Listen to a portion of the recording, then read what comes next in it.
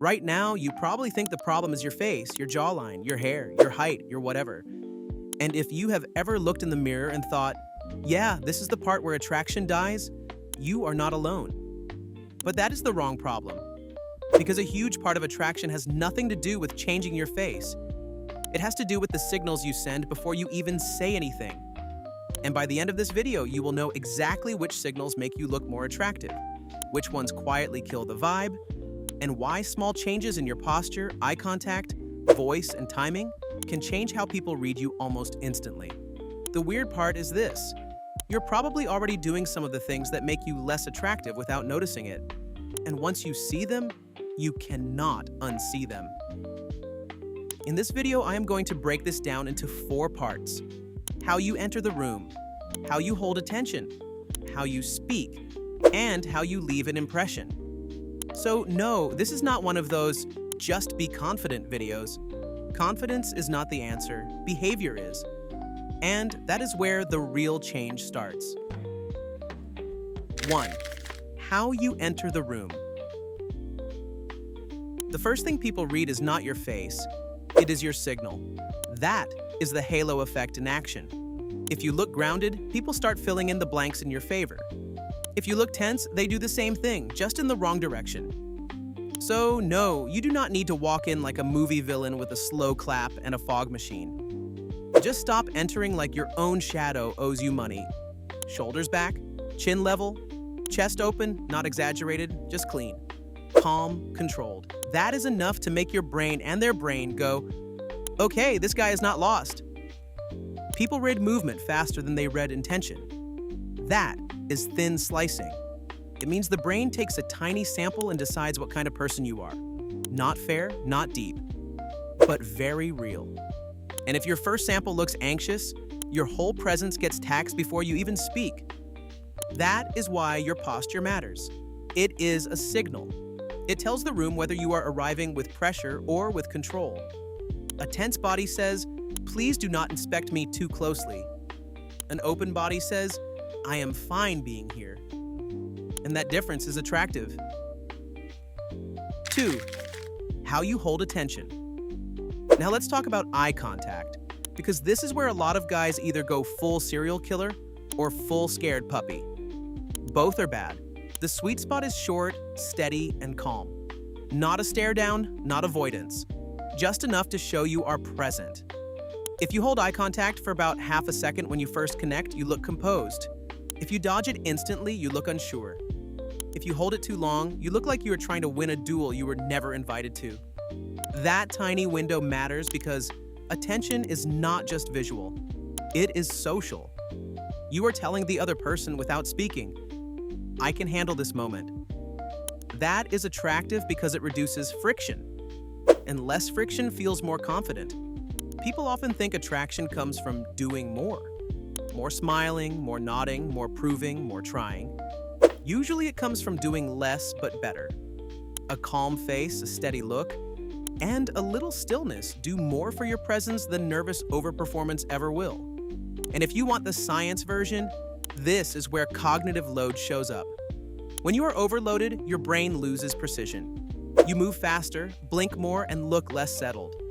In plain English, when you're nervous, your body leaks it. People may not know why they feel it, but they feel it. So this block is simple. Do not chase eye contact, do not run from it, do not overplay it, and do not turn your face into a customer service desk. Hold the moment, then let it breathe. 3. How you speak. If you speak too fast, you sound like your own thoughts are chasing you. Most guys do this when they are nervous. They try to fill space, explain everything, or get to the point so quickly that the point starts sweating. And the problem is, fast speech does not just sound rushed. It sounds needy, like you are trying to outrun the silence.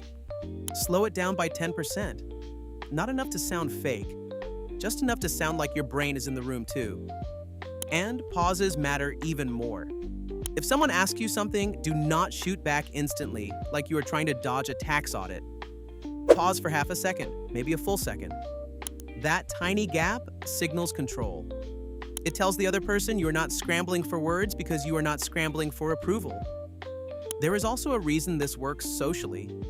People do not just listen to what you say, they listen to the pacing behind it. A rushed voice feels like pressure. A controlled voice feels like choice. And choice reads as status. You do not need a deeper voice. You do not need to sound like you smoke cigars in a leather chair. You just need to slow your delivery enough that your words stop sounding like they are trying to escape your mouth. That is enough. 4. How you leave an impression. Now let's talk about the face, because this is where the invisible stuff gets obvious. A lot of guys think they need to smile more. Wrong. A smile is good when it is real. A smile is bad when it looks like you are trying to survive a hostage negotiation with politeness. What people actually respond to is the difference between fake friendliness and relaxed warmth. That is where the Duchenne smile comes in. That is the real one. Tiny eye squint, soft face, no forced performance. It says, "I am comfortable here." That lands far better than a giant, overworked grin that looks like you are applying for a role in your own life.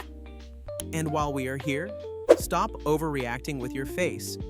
If someone says something slightly awkward and your whole face collapses like a badly folded chair, they feel it. If you stay relaxed, you look harder to shake.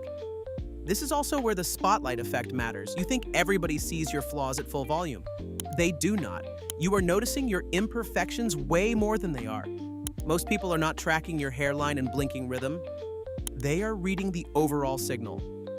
If the signal is calm, the small flaws get downgraded. If the signal is anxious, the small flaws get upgraded. That is why relaxed warmth beats forced perfection every time. Here is another one that makes a big difference. Match the energy. Do not mirror the insecurity. If the other person is calm, stay calm. If the moment gets playful, loosen up. If it gets serious, slow down. This is emotional mirroring. People relax when they feel you are tuned in without being invasive. That is connection. But do not copy every move like a budget body double. That is weird. You want alignment, not imitation. And yes, the brain notices this. People feel when your rhythm fits theirs and when your behavior reduces friction instead of adding it. That is why attraction is not just about looks. It is about how safe, smooth, and controlled you feel to be around. If you take nothing else from this video, take this. Attraction changes when your signal changes. Not your face, not your genetics, not some fantasy version of yourself with a better jawline and a tragic backstory. Your signal. That is posture. That is eye contact. That is pace. That is pauses.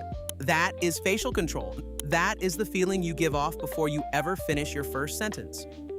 Once you understand that, you stop trying to impress people with effort. That is the actual trick.